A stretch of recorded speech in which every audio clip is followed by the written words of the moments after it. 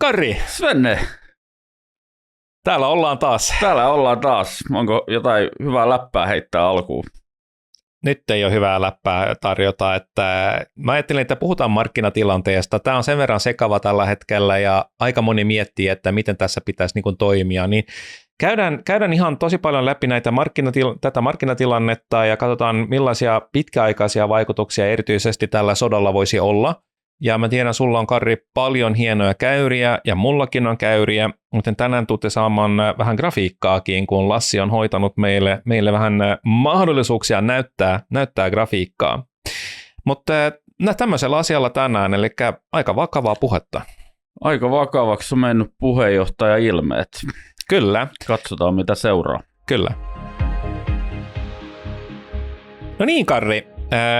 Ajattelin, että ennen kuin lähdetään katsomaan näitä markkinajuttuja, niin katsotaan, miten näillä salkuilla menee. Ja mä voisin ihan aloittaa. Mulla on oma salkku täällä edessäni ja aikamoinen romahdus on tullut tähän salkun arvoon. Nyt tämä käyrä ei täysin osoita oikea mun mielestä. Toi salkku on käynyt korkeammalla kuin mitä nyt antaa osoittaa, mutta pikku plussalla enää 1,7%. Tämä on tullut aika kalliiksi tämä sotiminen siellä Iranissa. Kyllä, no mutta ei tarvitse punnertaa silti. Ei olla miinuksella sentään, mutta mitenköhän se oli, niin eikö se ollut viime perjantaina, kun mä olin miinuksella? Taisi olla joo. Kyllä me Svennen kanssa kyllä niin kuin melkein päivittäin lähetetään vähän viestiä, että miten salkku menee. Ja varsinkin silloin kysellään, kun tietää, että toisen salkku on todennäköisesti mennyt nyt huonommin kuin oma. Se on just näin, kaverille ei anneta. Mutta hei, ihan nopeasti käydään toi läpi ja sitten syvennytään tähän markkinatilanteeseen, koska tämähän on ihan reaaliaikaista, eli nyt kun me nauhoitetaan tätä, niin tämä tulee todella lyhyellä varoitusajalla ihan sen takia, että markkinatilanne muuttuu koko ajan nyt. Joo, ja Trumpi twiittaa ja heti tapahtuu jotain. Joo. Mutta mä oon mennyt tekemään vähän kauppaa itse asiassa ja mullahan oli Aspo salkussa ja se on nyt lentänyt ulos.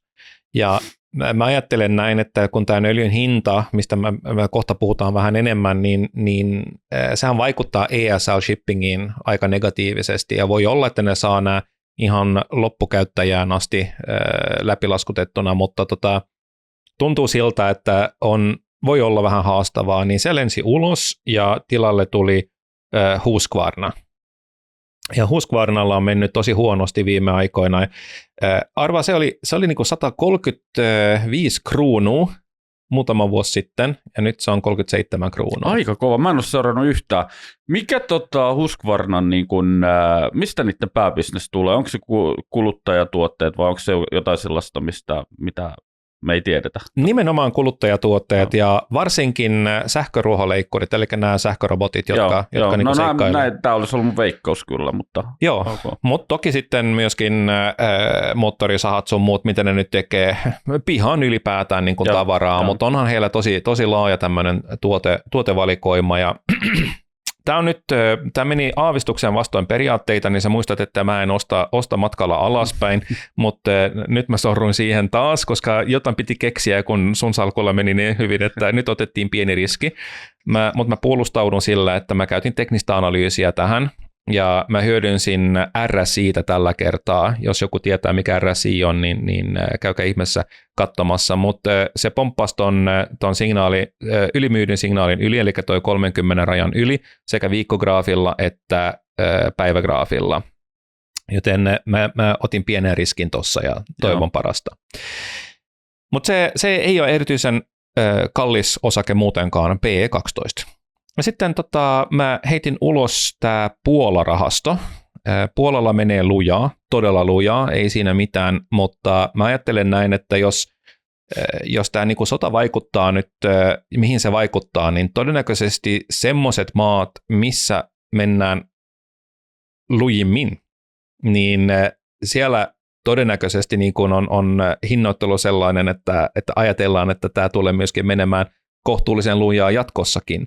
Ja jos nyt kun nämä korot ovat nousseet ja öljyn hinta on noussut ja epävarmuus lisääntynyt, niin oma ajatus on, että ehkä tämä heijastuu jotenkin siihen. Joten itse asiassa sehän myytiin plussalla, ja osa tästä meni sitten myöskin Husqvarnaan, mutta sitten mä tein juuri tämän sun klassisen average down. Ostin lisää lumoa, kun ei se voi laskea tosta enempää, famous last words, niin ostin vähän lisää lumoa ja nyt kun katsoo, että vaikka mä oon ostanut lumoa, niin me ollaan takaisin suunnilleen siellä hankintahinnassa, siellä alkuperäisessä hankintahinnassa. Tällähän on mennyt umpisurkeasti. Joo. Ja sen ymmärtää kyllä, kun korko nousee, niin ne joutuu todennäköisesti ruuvaamaan näiden kiinteistöjen arvot alas, ja sehän ei ole positiivista näille kiinteistöyhtiöille. Ja Lumohan ei ole yksin tässä. Sen olen myöskin nähnyt, että eurooppalaisissa kiinteistörahastoissa, eurooppalaisissa kiinteistöyhtiöissä, vaikkapa saksalaisessa Vonoviassa, ihan sama homma. Joo, ne ovat tulleet ihan reippaasti alas tämän 1 kuukauden aikana, kun on ollut ongelmia. Mutta summa summarum, tällä hetkellä ei ole fyrkkaa tilillä ja 9 euroa, mutta 1,7% plussalla ollaan. Joo. Miltä sun salkku näyttää ja ootko sä tehnyt mitään moveja? No mäkin tehnyt vähän moveja, mutta mulla on nyt varmaan niin kuin eka kertaa se tilanne, että mulla on salkku vähän niin kuin paremmalla hapella kuin sulla. Että mulla on 5% nyt salkku plussalla tänään tässä reaaliajassa, kun selaan tätä. Ja mulla on siinä mielessä niin kuin aika pienin vaurioin tästä Iranin sodasta päässyt. Mulla on ollut tietenkin tämä ETF-shortti S&P 500, se on toiminut hyvin. Sitten mulla on osunut aika hyvin, että mulla on ollut Kreatessa iso paino, se antoi positiivisen tulosvaroituksen ja performoi ennen sitäkin jo kohtuullisen hyvin, että se ei niin kuin hirveästi ottanut hittiä.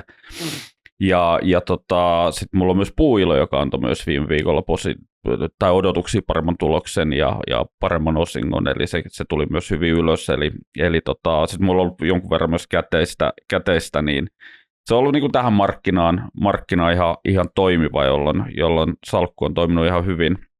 No mä oon itse asiassa tehnyt saman liikkeen kuin sä Lumossa, eli average down. Average down, great minds think alike. Kyllä, ja tää oli mun niin kuin toinen AD liike. Mä tein sen aikaisemmin jo Tokmannilla, ja sehän toimi tosi hyvin, että niin kuin mä sain nopeasti koko possan niin kuin plussalle, mutta sitten tämän niin kuin, Iranin sodan seurauksena niin Tokman tuli uudestaan alas ja nyt se ei olekaan niin toimiva ratkaisu enää. Mutta no sitten mulla on tietenkin Nokia on performoinut hyvin edelleen. Se on niin kuin sietänyt tätä kriisiä, koska siinä on niin kova hype päällä nyt, niin se ei ole käytännössä tippunut lainkaan. Se on aika kova juttu toi mun mielestä, että yhtäkkiä niin kuin Nokia on niin kuin se jokerikortti tässä. Joo, niin kuin korttipakassa. Kyllä. Arvostus on toki noussut tosi kovaksi. Mä oon itse asiassa vähän Nokian painoa pienentänyt, koska riski sitten näille tuleville tulosjulkistuksille tietenkin kasvaa, kun arvostustasot alkaa olla tällä tasolla, että se on ihan selvää, ettei se pysty niin kuin generoimaan sellaista niin kuin tuloskasvua, mitä tämä hype antaisi ehkä odottaa, että kyllä ne on ehkä vähän pidemmässä tähtäimessä sitten ne odotukset. Mutta Kari, minkä verran sä luulet, että Nokian on vaikuttanut suursijoittajien tekemiset? Mehän ollaan nähty, että USA tai S&P 500 on myyty ja Eurooppa on ostettu. Ja Nokiahan on mukana näissä Euroopan niin kuin suurissa yhtiöindeksissä, Stoxx 600 se on mukana. Koska mä ajattelen näin, että Telia, niin siellä on mennyt ihan samalla tavalla, että yhtäkkiä se on hirveästi noussut, vaikka liiketoiminnassa ei ole tapahtunut mitään mullistavaa.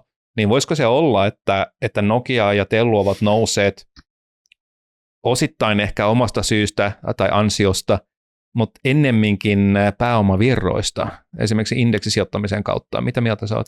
Mä luulen, että ton tyyppistä niin kun, transformaatiota on markkinoilla paljon, mutta kyllä mä sanoisin, että Nokia-vire on ollut niin vahva, ja se osaa niin vahvoja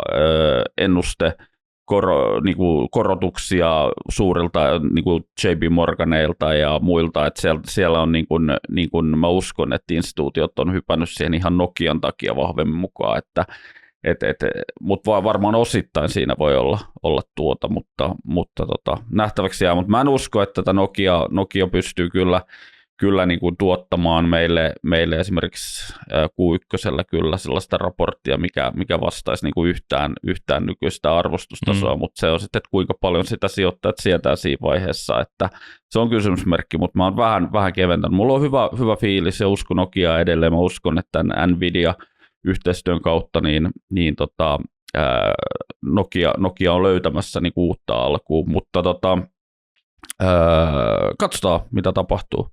Hiapo, mulla edelleen ehkä se pahin murheenkryyni, se mulla jo alkaa olla 30 pinnaa miinuksella. 30? Joo. Se on aika paljon, että tuossa olisi voinut tulla se circuit breaker vastaan, että nyt cut your losses short and let the profits run, niin kuin legendaarinen sijoittaja on tokaisut. Tämä on tuommoisesta kuitenkin aika niin kuin hyvästä, kohtuullisen vakaasta suomalaisesta konepajayhtiöstä, niin aika kova liike, minus 30 pinnaa tässä ajassa, kun miettii, mitä markkina on mennyt. Mutta toisaalta syklinen teollisuus, niin sehän on ottanut takkiin aika paljonkin nyt tämän sodan takia. Joo, kyllä. Mutta tästä on leijona osa tullut jo ennen sodaa, että se oli ehkä 20 pinnaa miinuksella, ja sitten se 7-8 pinnaa tullut lisää sitten tuon sodan jälkeen.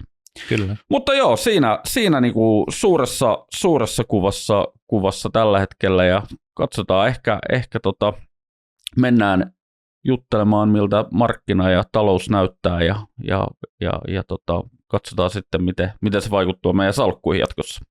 Joo, vaikealta näyttää, ja jos muistutetaan tai palataan mieleen, että miltä tämä niinku maailma näytti, kun mentiin tähän vuoteen, että mitkä meidän omat ennusteetkin oli, niin aloitetaan ihan siitä, niin tuloskasvuodotukset oli aika hyvällä tasolla. USAssa pikkasen niin kuin vaatimattomampi taso kuin Euroopassa, mutta sielläkin 80%, mitä luokkaa se oli. Euroopassa yli 10%, emerging marketeissa riippuen markkinasta 10-30%, ihan niin kuin siis ihan aika leveä haitari, mutta periaatteessa hyvä tuloskasvuodotus, joten sehän olisi luonut hyvän pohjan hyvälle sijoitusvuodelle, eikö vaan? Lähtökohdat oli ihan hyvät, eli osakemarkkinoiden arvostustaso oli toki noussut jo myös Suomessa keskiaikaisen tai pitkän aikavälin keskiarvojen yläpuolelle jonkun verran, mutta se ei ollut paljon, ja se oli aivan niin kuin perustellusti, koska me nähtiin viime vuonna se tuloskäänne, ja erityisesti viimeinen kvartteri, niin se oli todella vahva. Eli viimeisellä kvartterilla suomalaisten pörssiyhtiöiden tuloskasvu oli jo suurempaa, mitä se lasku oli ekalla kvartterilla. Se ei silti kuitenkaan saatu ihan koko vuotta vielä plussalle, se ja muutaman prossan miinukselle, mutta tälle vuodelle sitten 10% tuloskasvua, jopa vähän yli, ensi vuodelle sama asia, jolloin oli ihan perusteltua se alkuvuoden kurssinousu ja edelleen ihan niin kuin hyvät odotukset. Ja jos ajatellaan niin kuin, odotukset, jos arvostuskertoimet ovat ikään kuin neutraalit, ja tietyillä markkinoilla aavistuksen yliarvostetut, esimerkiksi jenkkimarkkinoilla niin kuin aika niin kuin haastava niin kuin hinnoittelu suhteessa tuloskasvuodotukseen, mutta onhan siellä paljon hienoja yhtiöitäkin, että ei se siitä kiinni ole. Mutta jos me lähdetään niin kuin tämmöisen tilanteeseen, missä arvostuskertoimet ovat neutraalit tai aavistuksen yli niin kuin näiden niin kuin keskiarvojen, ja sehän tarkoittaa, että koko se tulos tai koko se tuotto, mitä me voidaan odottaa, kohdistuu näihin tuloskasvuodotuksiin, ja plus sitten osingot totta kai.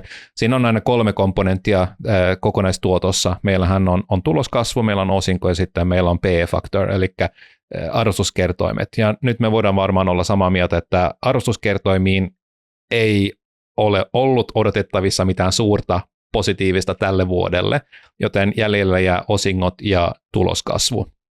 Ja osingot aika vakaat, rapakon molemmin puolin, mutta sitten tämä tuloskasvu, jos se on siellä niin kuin 10% luokkaa, niin 10-15% olisi ihan hyvin voinut tulla niin, tuottoa tälle vuodelle.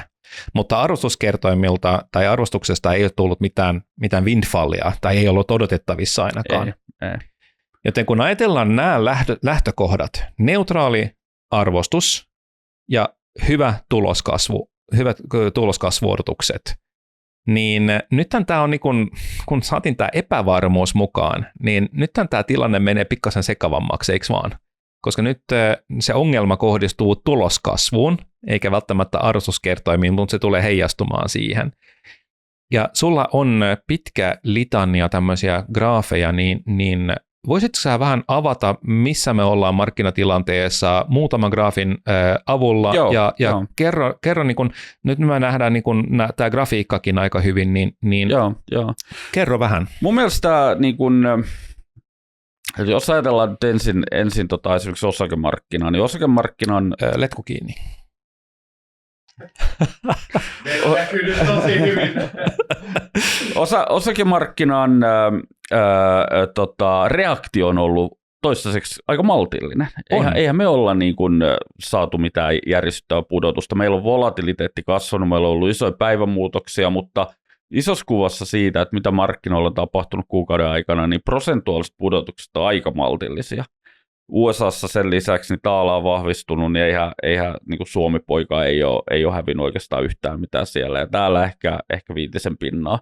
Eli hyvin pieni liike verrattuna esimerkiksi, mitä tapahtui viime vuoden keväänä. Liberation Day, jolloin otettiin 20 pinnaa aika laaja-alaisesti globaalilta markkinoilta pois. Tietenkin se palautui myös nopeasti, mutta silloin se liike oli isompi. Ja nyt sitten herää kysymysmerkki, että minkä takia? Niin. Näin pieni liike. Oliko tariffit ikään kuin pahempi asia kuin öljyn hinnan nousu, joka heijastuu inflaatioon? Eli se on se ydinkysymys, että miksi se on vain niin -5%. Mulla on omassa koneessani myöskin grafiikka ihan, miten S&P 500 on laskenut. Sehän kävi melkein 7000 pisteessä, mutta siellä vaan ollaan tällä hetkellä 6500 pisteessä, että eihän minkäännäköistä laskua ole S&P:ssäkään. Ei, ja tuohon vielä dollarin vahvistuneen päälle, niin ollaan aika flättinä. Mutta okei, tässä itse asiassa näkyy nytten tämä on itse asiassa tuolta Open Marketsin korkoviikosta, niin tällainen, tämä on itse asiassa vanha kuva, jossa oli miltä keskuspankkien korkonäkymät vaikuttavat niin kuin tulevaisuudessa, ja tämä on ennen sotaa, ja tässä nyt nähdään hyvin se, että täällä on mustalla tämä EKP-odotukset, niin ennen sotaa meillä oli se tilanne siis, että EKPltä ei odoteta mitään liikkeitä tänä vuonna, ja ei oikeastaan ensi vuonna. Eli se oli täysin flättinen odotukset, eli se talletuskorko on painettu sen 2, ja odotukset on, että se pysyy siinä, inflaatio-odotukset hyvin lähellä 2, ja sielläkään ei oikeastaan mitään paineita suuntaan tai toiseen. Ja sehän on EKPn pitkäaikainen tavoitekin, kyllä, pitää se inflaatio näin siellä 1,5-2 välillä. Mutta sitten kun me otetaan samaa kuvaa tämän sodan syttymisen jälkeen, niin tilanne on mennyt aivan käsittämättömän suuntaan. Meillä on odotuksissa tällä hetkellä, että EKP nostaa 4 kertaa korkoa tänä vuonna. 4 kertaa? Joo. Eli 2 koloseen, ja sehän näkyy Euriborissa. Kaikki meillä on 12 kuukauden Euribor tuttu, ja sitä pystyy Iltalehden sivuilta joka päivä lukemaan, kun se hehkutetaan, että taas se nousi, ja se on noussut koloseen, lähes koloseen, sieltä 2. Mutta 3 ei ole noussut sitten, se Euribor 3, se on pysynyt siellä 2,2, 2,1, mutta just tämä vuoden Euribor, niin todella räikeä muutos. Kyllä. Ja kyllä toi retoriikka EKPn osalta on ollut viime viikolla sen olosta, että mä henkilökohtaisesti uskon, että huhtikuussa nostetaan korkoa jo. Eli nyt on se tilanne, että voidaan tietenkin pohtia, että jos toi sota päättyisi nopeasti, niin voisiko keskuspankit ajatella, että vaikka se inflaatio ehtii jo lähteä nousuun, eikä se ihan saman tien palaudu takaisin 2, että ei tehdä koronnostoja, koska se tavallaan juurisyy on saatu ratkaistua ja se sieltä palautuu pikkuhiljaa. Mutta ehkä tällainen ajatusmalli olisi koronakriisin alussa, ja se ei onnistunut, ja se inflaatio pääsi karkaamaan. Ja mä luulen, että keskuspankeilla ei ole tällä hetkellä valmiutta ottaa sitä riskiä nyt uudestaan. Eli niiden on nyt tapahtui sodassa, mitä tahansa, niin keskuspankit tulee reagoimaan. Eli ne tulee olemaan aika haukkamaisia Joo, tässä. kyllä, ja Fedin osalta myös niin kuin saman tien siivottiin pois kaikki koronlaskuodotukset, eli Fediltähän odotettiin 1-2 koronlaskua ja jo tässä keväällä.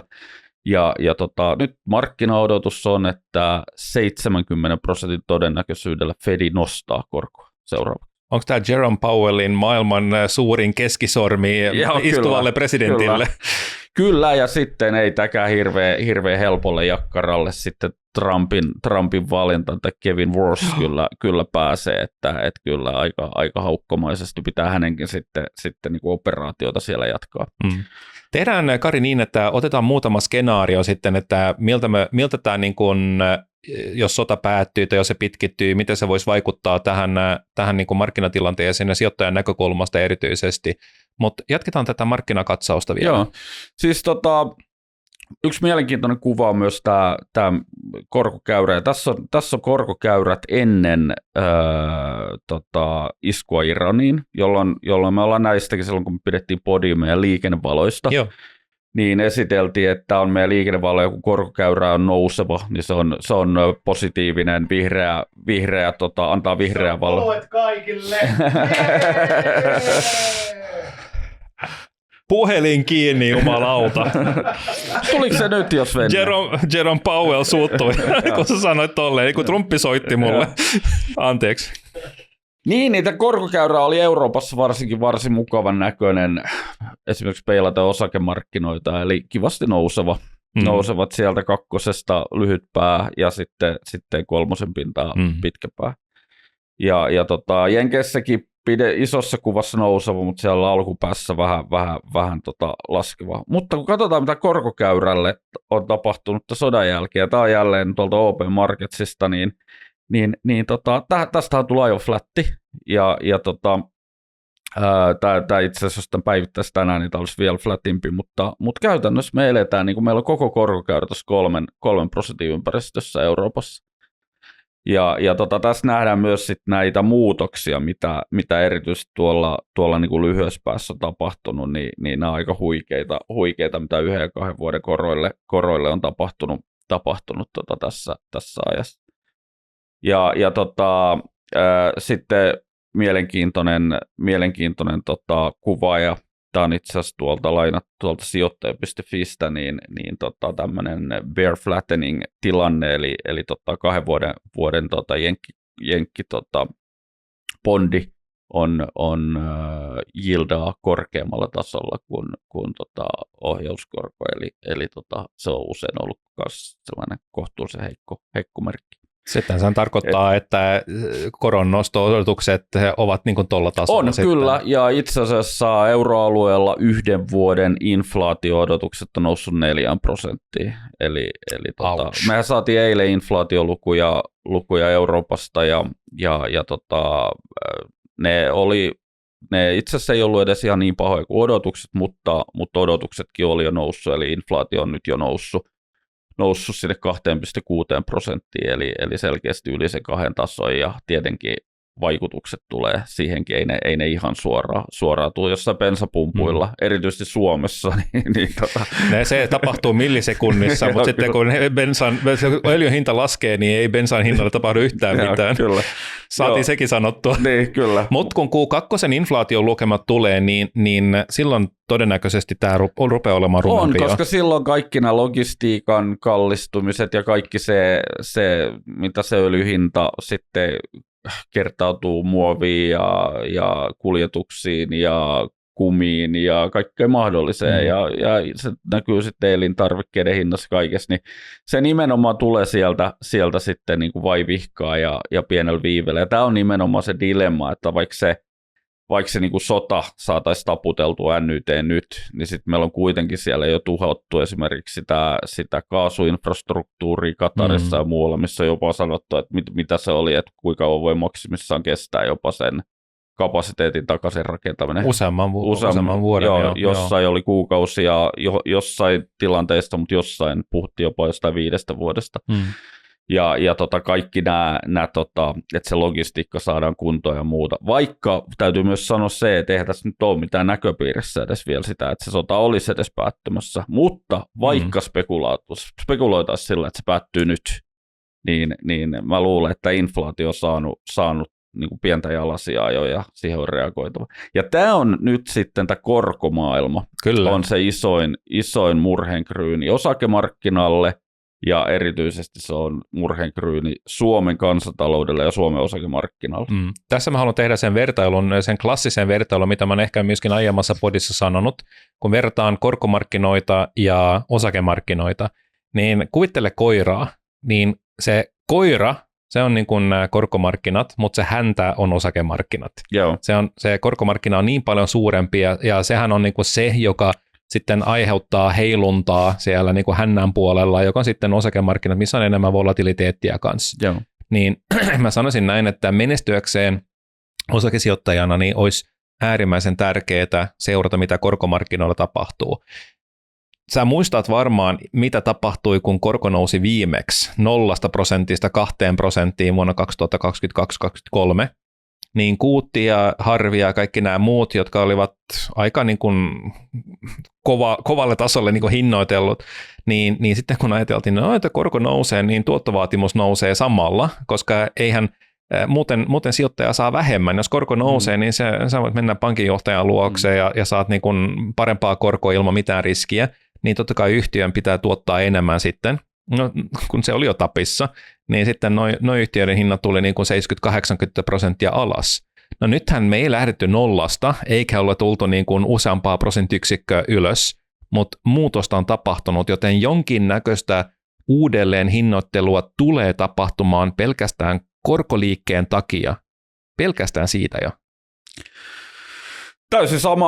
Täysin samaa mieltä ja erityisesti tämän korkomarkkinan niin kuin vahvan reagoinnin takia niin mä oon itse ollut aika ihmeissäni, että se vaikutus osakemarkkinoille on ollut niin vaatimaton vielä. Et mä itse uskoisin, että sen olisi pitänyt olla isompi ja olen kohtuullisen skeptinen siitä, että tämä jää näin pieneksi tämä korjausliike. Mä oon täysin samaa mieltä. Mun omassa koneessani on tällä hetkellä Saksan 10-vuotinen jälkimarkkinakorko, ja se on tällä hetkellä 2,9, aavistuksen tullut alas, se kävi siellä 3%, mutta mulla on 10 vuoden tähtäin tässä, ja tässä nähdään ihan hyvin myöskin, kuinka korot nousi 2022-2023, eli mentiin sieltä miinustasolta pikkasen päälle 2. Mutta vuodesta 2024 syksystä, niin missä oltiin 2,2%, niin itse asiassa sen jälkeen on nähty trendinomaista nousua koroissa. Eli kyllä pitkä korko on noussut, joka sitten kielii siitä, että talouskasvuodotukset ovat vahvemmat Euroopassa, mikä luo hyvän pohjan tälle vuodelle muuten vaan, että okei, jos korko nousee, niin se tarkoittaa, että talouskasvu on kunnossa ja ehkä myöskin inflaatio-odotukset ovat kasvamaan päin. Mutta se ei ikään kuin tämmöistä loogista kasvua. No sitten tuli Liberation Day ja sitten korot pomppasi ja sitten ne tuli alas takaisin. Ja nyt nähdään ihan samanlaista liikettä jälleen näissä koroissa. Ja nyt nämä nopeat liikkeet, nehän aiheuttaa just ongelmia osakemarkkinoille. Se on paljon helpompaa niin kuin budjetoida ja laskea, jos korko muuttuu järkevällä tasolla. Mutta nyt on tullut tämmöisiä pomppuja. Kyllä, mikä oli itse asiassa tämän niin kuin viimeisen kuukauden aikana niin semmoinen niin kuin valosa asia, niin viime viikolla julkistettiin nämä tuoreet euroalueen ostopäällikköindeksit teollisuudessa ja palveluissa. Oh dear God, haluanko sä edes kuulla tätä? Tämä oli yllättävää. Mulla itse asiassa tässä kuva esillä, niin tämä teollisuuden ostopäällikköindeksi nousi edelleen. Eli se nousi 51 pisteen päälle, eli se on tosi niin kuin voimakkaassa trendikasvussa. Mutta mulla on aika vahva epäilys siitä, että tämä kysely on osunut sellaiseen ajankohtaan, että tämä sota ei ollut kärjistynyt näin paljon vielä. Että se piti olla se 3 päivän sota vielä siinä vaiheessa. Että mulla on aika vahva veikkaus, että tässä otetaan kyllä niin kuin tässä luvussa hittiä. Seuraavan kerran, kun se tulee, joo. Kyllä, joo. Ja ihan varmasti otetaan. Taas voisi kyllä jonkun jonkun tuomiokirkkovedon tästä kyllä lyödä, mutta nyt ei ole lunta enää. Mutta... Ei ole luntaa, mutta on hiekkaa. Kansa kantaa hiekkaa kirkon portaille. Vain nähdäkseen tätä spektaakkelia. Niin. Mutta jos kyllä menen lakaisemaan tuomiokirkon portaita, jos nämä PMI-luvut ei tule alas huhtikuussa. Mä voin tulla mukaan, enkä edes nauramaan, vaan ihan lakaisemaan kanssa, koska mä oon täysin samaa mieltä, että kyllä se olisi niin kuin aika randomia, että nyt tämmöisessä tilanteessa kasvuodotukset vahvistuisivat. Joo, kyllä. Se olisi todella randomia. On. Tässä on itse asiassa tässä kuvassa, missä ollaan kerätty Helsingin pörssin tommonen.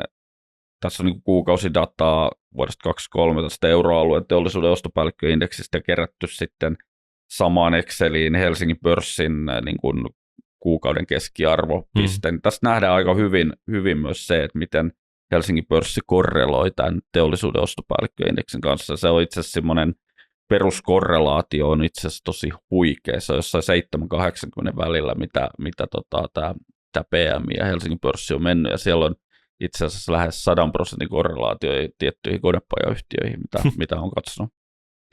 Mutta se on mielenkiintoinen.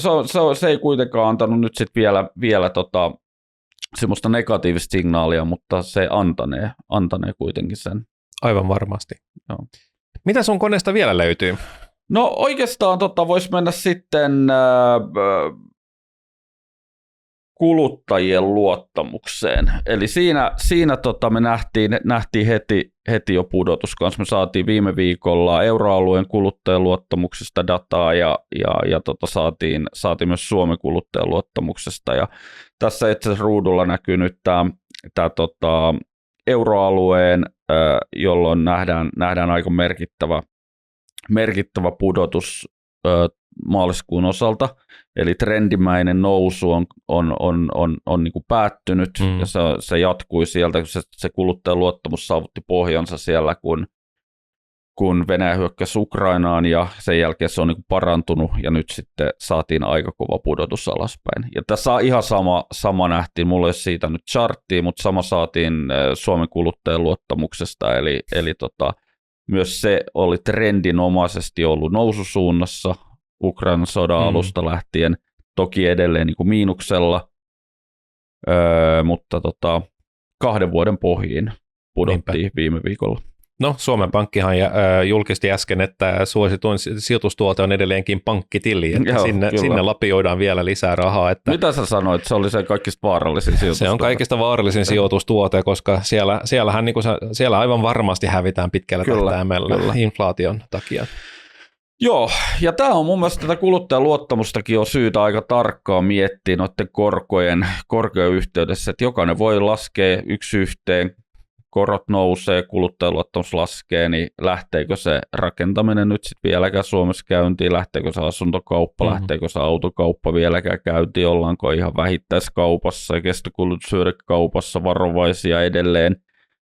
Vähän pelkään näin, että se orastava kasvu, mitä ehkä nähtiin ja mitä itse odotin aika vahvasti, että tämä voisi olla niin kuin läpimurtovuosi suomalaiselle kuluttajalle, että kun me taidettiin spekuloida, että ne asuntojen hinnat nyt tänä vuonna vihdoin todennäköisesti nousee ja siinä rakentamisessa voisi alkaa jotain elpymistä tapahtuu, niin nämä luvut voi ihan todella niin kuin viedä pohjasilta ja siirtää sitä taas vuoden eteenpäin.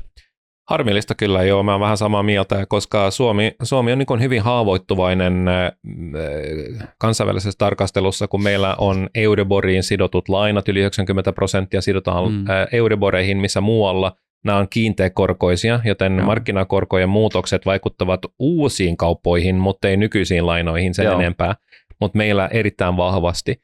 Sitten me ollaan öljyn tuojamaa, ja me ollaan riippuvaisia öljystä, niin kuin moni muu ja LNGstä ja monesta muustakin asiasta, mitä tänne tuodaan. Jopa sähköä tarvitaan silloin tällöin, kun ei tuule tai aurinko ei paista, niin sitten tarvitaan sitäkin.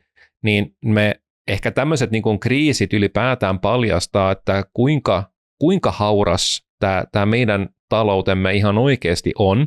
Ja siinä mielessä ylipäätään koko tämä kriisi on ehkä opettanut Euroopalle sen, että meidän täytyy niin kuin jollain tavalla pistää se oma pesä kuntoon.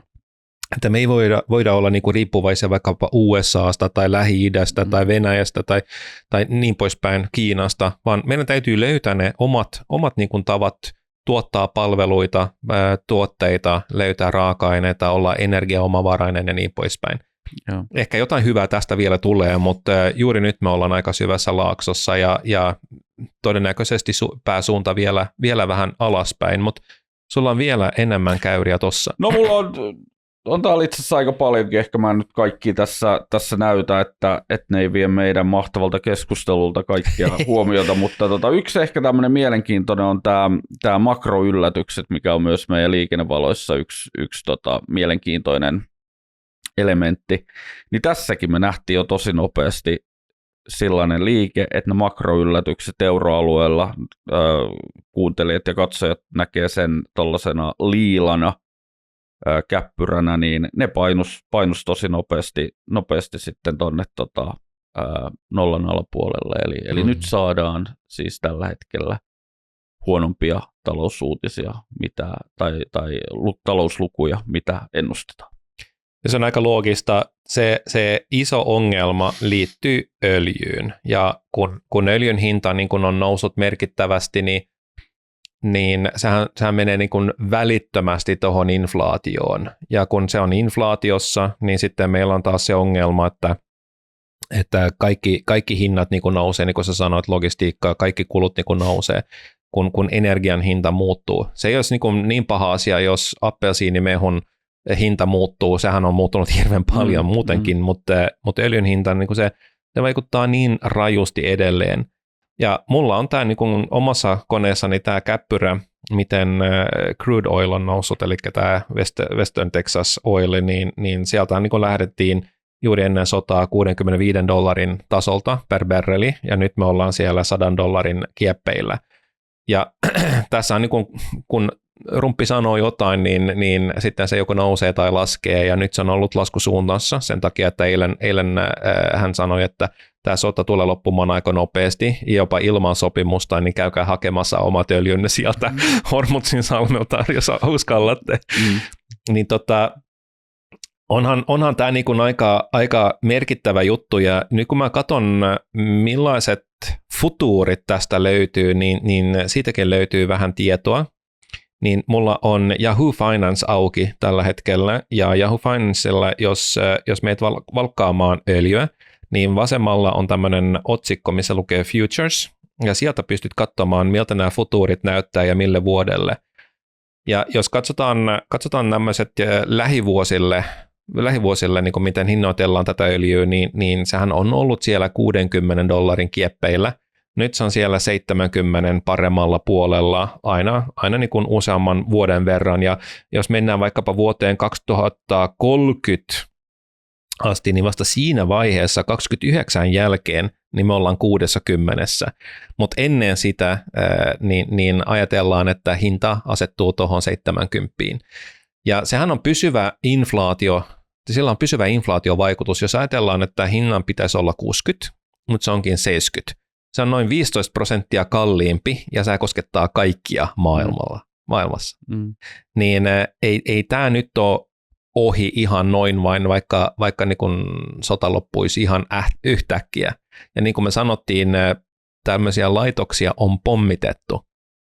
Mikä tämä nimi oli siellä Katarissa, mikä sen nimi nyt oli, mutta sehän oli, sieltähän meni niin kuin 13 miljoonaa niin kuin tonnia vuosikapasiteettia LNGstä, ja sehän vastaa, oliko nyt 17% Katarin koko viennistä ja noin 2% koko maailman niin kuin tuotannosta. Ja vielä niin, että tällä hetkellä, jos mä katson jotain blogia, niin 77 miljoonaa tonnia LNGtä kapasiteettia on poissa tällä hetkellä pelistä logistiikkaongelmista ja pommituksista johtuen, plus vielä 8 miljoonaa barrelia öljyä päivässä, joka on aika paljon, kun sä mietit, että voi vitsi. Se on just näin, ja sitten mietit sitä, että kun tuolla on kuitenkin jotain noita vasallivaltioita, jotka Venäjän öljyä käyttää vielä, niin siellä kapasiteetti on, me ollaan nähty näitä droneja Suomen ilmatilassakin, mutta tuolla Suomenlahdella öljyterminaalit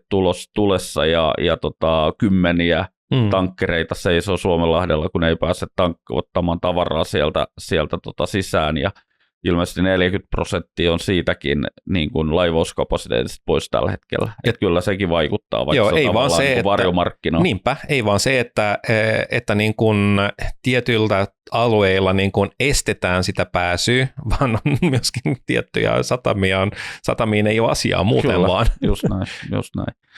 Eli kyllä ne vaikutukset voi aika isoja olla. Joo. Mä luin sen verran Australiasta, se on aika mielenkiintoista, koska he ovat LNG-omavaraisia, mutta ne joutuu tuomaan aika paljon raakaöljyä. Ja siellä oli käynyt nyt niin, että siellä oli siis dieselistä on niin kuin todella paljon pulaa tällä hetkellä. Heillä oli liian pienet reservit muuten vaan suhteessa tarpeeseen, ja ne nyt jää vähän housukintuisa tästä asiasta. No edelleen liikkuu öljyä, ei se siitä kiinni ole, mutta selkeästi vähemmän. Niin dieselin hinta on pompsahtanut paljon enemmän kuin meillä siellä Australiassa. Ja nyt yksi tämmöinen niin kuin laskelma, mitä mä näin paikallisissa uutisissa, mä en niin kuin seuraa niitä yleensä, mutta nyt mä sattuneesta syystä mä haluaisin tarkistaa, miltä näyttää, niin oli tämmöinen 1000 kilometrin rahti pyörillä, siis ihan rekalla. Ennen sotaa, siis kuukausi sitten, tämä samainen rahti maksoi $1,600, Australian dollaria dieselinä. Tämä samainen kustannus on tällä hetkellä 2,900. Tässä on siis kaksi ongelmaa. Toinen on se, että saatavuudessa on ongelmia, ja toinen on se, että hinta on tosi korkea. Juuri näin. Ja sitten ne miettii, että miksi jengi hamstraa. No totta kai ne hamstraa, koska hinta on vielä korkeampi huomenna. Ja se, mikä on vielä niin kuin, jos saa kiroilla vähän vielä paskempaa, on se, että Australiassa se maanviljelysesonki on niin kuin alkamaisillaan, ja missä sitten lannoitteet tehdään? No, Katarissa, se on muussa niin siellä Lähi-idässä, ja sekin on kiinni. No sitten Nvidian puolella siellä varmaan mietitään, että miten valmistellaan näitä niin kuin siruja. No, mitä tarvitaan siihen? No, tarvitaan heliumia. No mistä se helium tulee? Ihan samasta osoitteesta. Ja tässä niin kuin nähdään, että Australiassa esimerkiksi, niin jos löytyy dieseliä, niin sä pääset ehkä niin kuin pelloille, mutta jos sulla on sitten lannoitetta, niin se on toinen kysymys. Eli ruoan tuotanto vaarantuu niin kuin tommosella asialla. Joo, kyllä. Ja sitten sirut ja kaikki nämä muut, siis on tämä aika järkyttävää mun mielestä, ja mun mielestä se 5% ja risat. No Nasdaq on tullut 10%, mutta ei. Miksi on tullut näin vähän alas? Onko meillä hyvää veikkausta niin kuin tästä? Tämä oli hyvä, tuosta jonkun verran kirjoiteltu, että tosiaan niin kuin vaikuttaa tuohon noin sirujen tekemiseen aika paljon tämä energiakriisi myös. Niin mä oon itse miettinyt, että onkohan tämä joku semmoinen näkymätön käsi, että pelastaa nyt nämä isot tekkijätit tältä niin kuin järkyttävältä kilpailulta, kun ne tekee näitä typeriä yliinvestointeja, ja sitten kun ne hinnat nousee liian koviksi, niin se jäähdyttää vähän sitä fiilistä tehdä niitä. Että, täysin mahdollista. Mutta joo, ehkä summa summarum, niin kyllä niin kuin jos katsoo makroa osakemarkkinoiden ulkopuolelta, niin vaikka nyt kun me kuvataan tätä podia tänään keskiviikkoaamuna, 1.4. ja viime yöltä on jälleen niin kuin taas sellaisia euforisia uutisia Trumpilta, ja jenkkipörssi taisi nousta 3 pinnaa viime yönä, ja sota on taas loppumassa ja muuta, niin kyllä mä silti uskaltaisin sanoa, että aika varovainen kannattaa osakemarkkinoilla olla niin kuin tulevina viikkoina ja tulevina kuukausina, että itse olen hyvin skeptinen.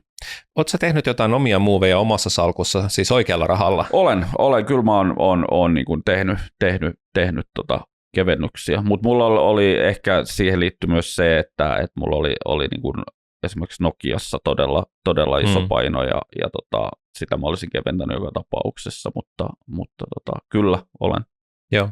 Mitäs sinä? Ihan sama homma. Mulla on ollut pientä velkavipua. Se sijoitusaste oli 111%, eli jonkun verran velkavipua. Ja nyt mä muutama viikko sitten mä pudotin 102%. Ja mä en halunnut pudottaa sitä, tai mä en halunnut myydä niin, että mulla olisi ollut kassaa, koska edelleen mä en näe romahdusta suurimpana riskinä tässä, vaan ainoastaan se, että tämä inflaatiopaine ja korot, niin ne vaikuttavat negatiivisesti tuloskehitykseen ja tuloskasvuodotuksiin, mutta eivät välttämättä romauta niitä vielä, mutta heikommalta näyttää, joten mä otin riskit jonkun verran alas. Mutta edelleenkin 102%, no nythän kun nämä osingot ovat tulleet tilille, niin nyt taitaa olla prosenttia enää sitä velkaa. Että siinä mielessä muutama osinko vielä parin viikon sisällä, niin sitten se on siinä. Niin mä olen halunnut ottaa sitä riskiä alas, mutta mä en ole tosiaan halunnut mennä osakealipainoon, mikä mulla tarkoittaa, että olisi vähemmän kuin 100% osakkeissa. Ja tämä on ehkä oiva hetki myöskin puhua skenaarioista, että miten tästä niin kuin nyt eteenpäin osakesijoittajan näkökulmasta, otetaan 3 skenaariota. Sanotaan näin, että eka skenaario on se, että sota loppuu tänään ja kaikki ovat kaverita keskenään ja Iran ja kaikki ovat tehneet sopimuksia ja kukaan ei pommita ketään ja Hormuksen salmi on auki ja kaikki niin kuin rakkaus kukoistaa. Eli ongelma heti pois. Niin miten sä näet tämmöisessä tilanteessa, missä äärimmäisen optimistisessa skenaariossa, mitä tulisi tapahtumaan silloin? Pörssi nousee voimakkaasti. Siitä voi olla varmaan samaa mieltä. Varmaan 10-15% ihan noin vain. Mä luulen, että joku semmoinen aika iso niin kuin yksittäinen pörssinousu tulee, kunnes sitten niin kuin siinä euforia ympärillä ymmärretään, että hetkinen, että eihän tullut alaskaan tämän kriisin myötä. Ja sitten meillä on kuitenkin edelleen ne keskuspankkien koronnostot siellä odottamassa, joita me todennäköisesti silti saadaan. Ja se inflaatio menee varmaan taas, niin kuin voi mennä nopeasti vuosi, ennen kuin saadaan takaisin sinne 2. Ja sitten se, että se öljyhinta ei todennäköisesti siltikään palaudu siihen lähtötilanteeseen sen takia, että sitä kapasiteettia on hajotettu ja siellä on niin kuin logistisia ongelmia edelleen päällä. Plus sitten, että jos se nyt niin kuin taputellaan näin nopeasti, niin se todennäköisesti tarkoittaa sitä, että siinä ei ole mitään lopullista ratkaisua. Ja sitten aletaan spekuloimaan mitä sitten. Eli mä uskoisin, että joo, tulee se ralli osakemarkkinoille, mutta sitten just noin. Toi on mun spekulaatio. Joo. Mä oon täysin samaa mieltä, koska osa tästä kapasiteetista, öljyntuottajakapasiteetista ja LNG-kapasiteetista on pommitettu pois. Ja mitä sieltä on nyt tullut kantautunut uutisia, niin voi kestää useamman vuoden ennen kuin kaikki on niin kuin tullut takaisin.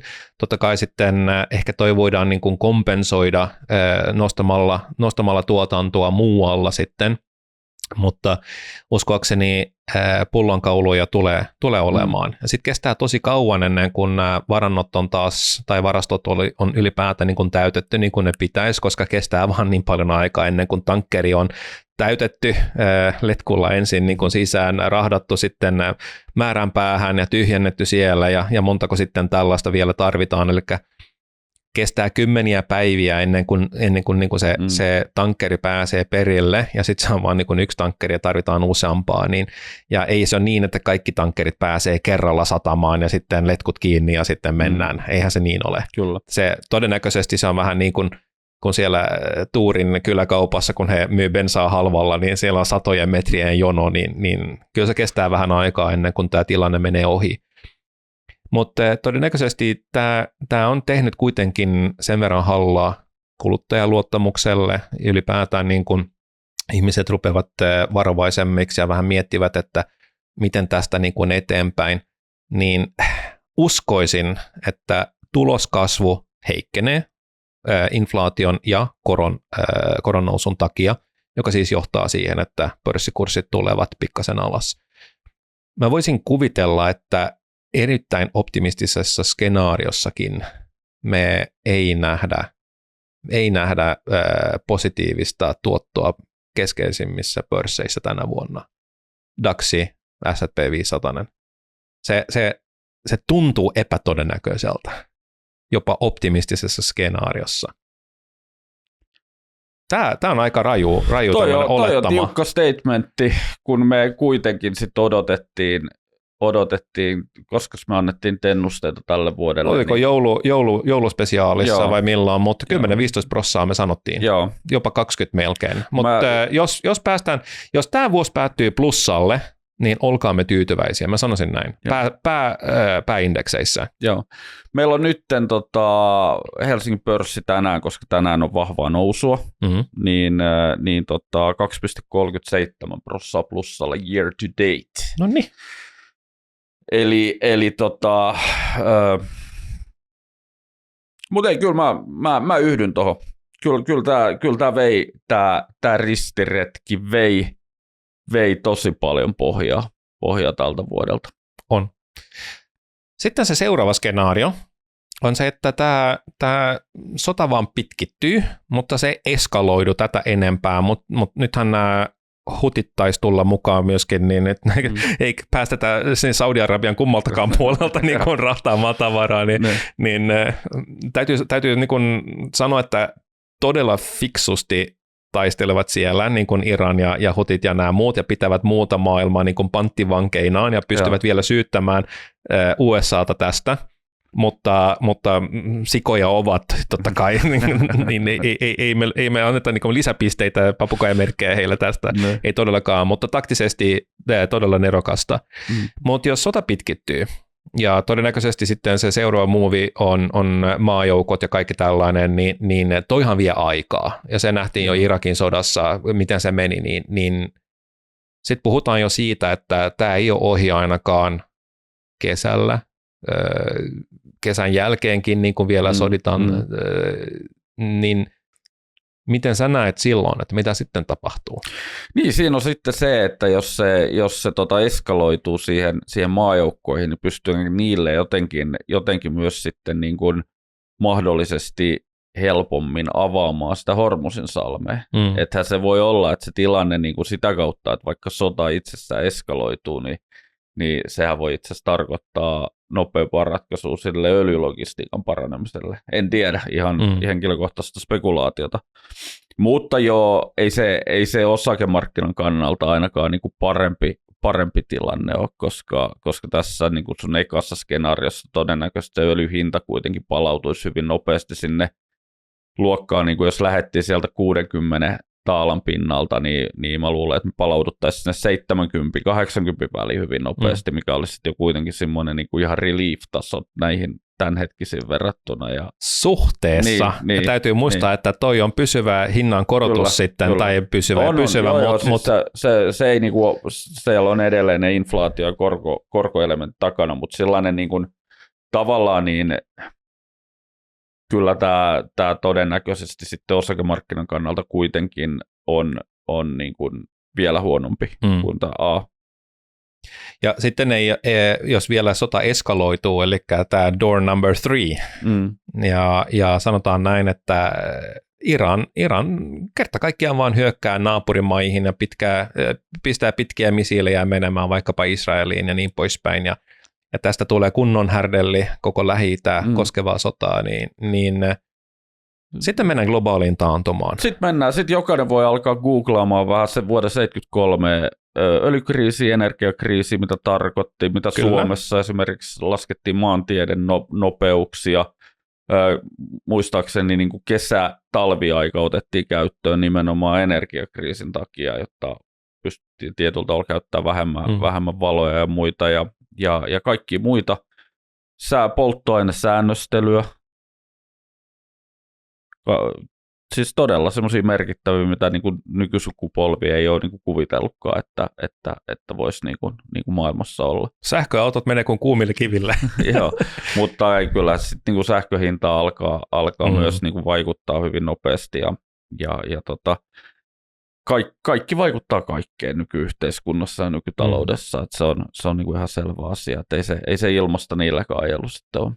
Missäköhän menee niin kuin se raja, että mennään globaaliin taantumaan, että kuinka niin kuin syvällä joudutaan menemään, että tämmöinen ihan oikea globaali taantuma, koska Venäjän raukkamainen hyökkäys tuohon Ukrainaan, niin se oli ongelmallista, mutta taloudellisessa mielessä ei yhtä iso kuin nyt, kun 20% niin kuin kapasiteetista lähti. Joo. Venäjähän oli melkein pelannut itsensä pois markkinoilta, niin kun se oli pieni pelaaja jo ennen sitä, mutta nyt kun puhutaan aika selkeästi isommista niin kuin kuvioista, niin kuinka kauan niin kuin tämä sota pystyy jatkumaan ilman, että ei nähdä globaalia taantumaa?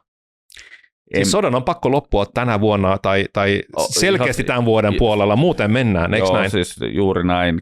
Kyllä mä oon, niin kun jos katsoo nyt näitä lukuja, mitä tässä tapahtuu, plus sitten se, jos ajattelee, mikä niin kuin USAn kansantalouden dominanssi niin kuin globaalilla taloudelle, ja siellä oli niin kuin aika kovaa viilenemistä näkyvissä jo ennen tätä Iranin hyökkäystä, jos katsotaan esimerkiksi niitä viimeisiä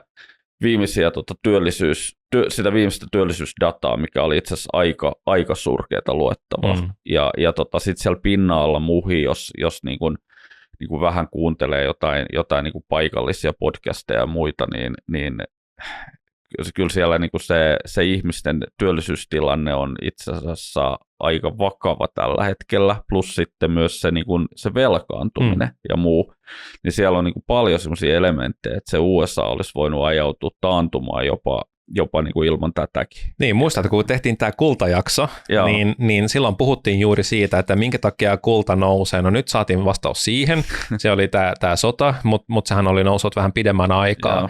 Ja USAssa oli jo aikaisemmin ongelmia omassa taloudessa, niin ei ne ole niin kuin menneet mihinkään, että todennäköisesti vaan tilanne niin kuin vaikeutuu. On, ja kyllähän tässä niin kuin väkisin tulee mieleen, ja salateoreetikot sitä puhuu, että onko esimerkiksi tällaiset operaatiot, kun tehdään Venezuela ja Iraniin, niin onko ne sitten loppujen lopuksi ainoastaan sellaista niin kuin savuverhojen rakentamista Trumpilta, että saadaan niin kuin katseet sieltä oman takapihan rikkaruohoista pois.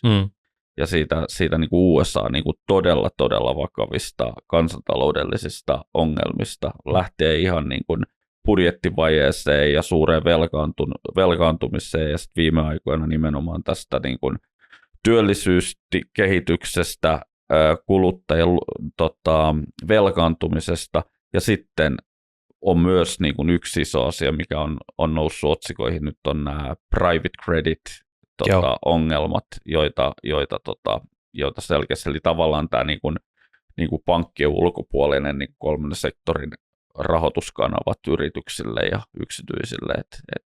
Siellähän on tietyt isot operaattorit, jo esimerkiksi BlackRock on pistänyt rahastoja säppiin samalla tavalla kuin meillä meni näitä kiinteistörahastoja, niin sieltä sijoittajat ei saa tällä hetkellä rahoja ulos.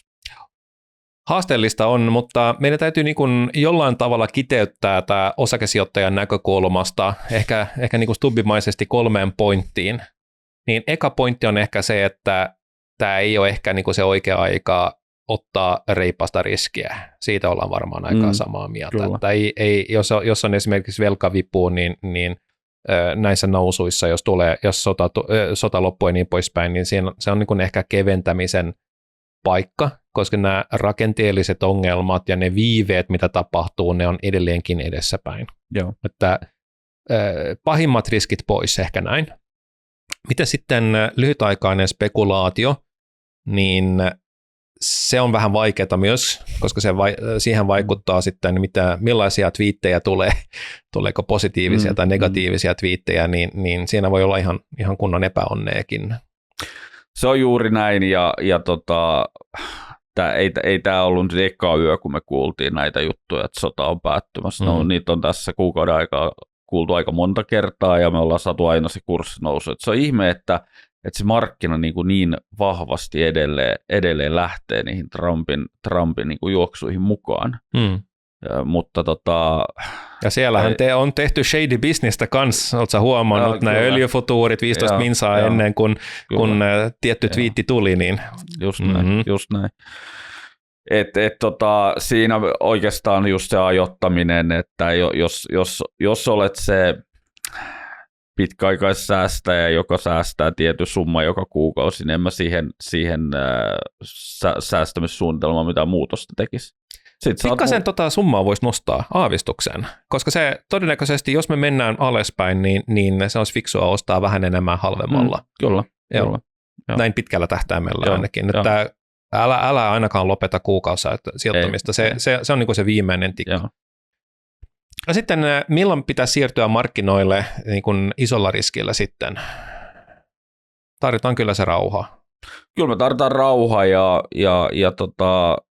kyllä mun mielestä näillä niin kuin makroteemoilla, kun katsotaan korkoja, katsotaan kuluttajan luottamusta, katsotaan sitä jenkkitaloutta, katsotaan energiahintaa, niin kyllä mä näkisin, että toi vaatii vähän isomman korjausliikkeen, mitä tässä ollaan nyt nähty. Tai oikeastaan ei olla nähty edes oikein mitään korjausliikettä. En mä lähde niin kun ottamaan turhaa riskiä niin kun 5% niin kun jonkinnäköisen korjausliikkeen takia. Että se ei tunnu hyvältä ottaen huomioon ne lähtökohdat. Joo. Arvostukset ei nyt tapissa, mutta melko lailla.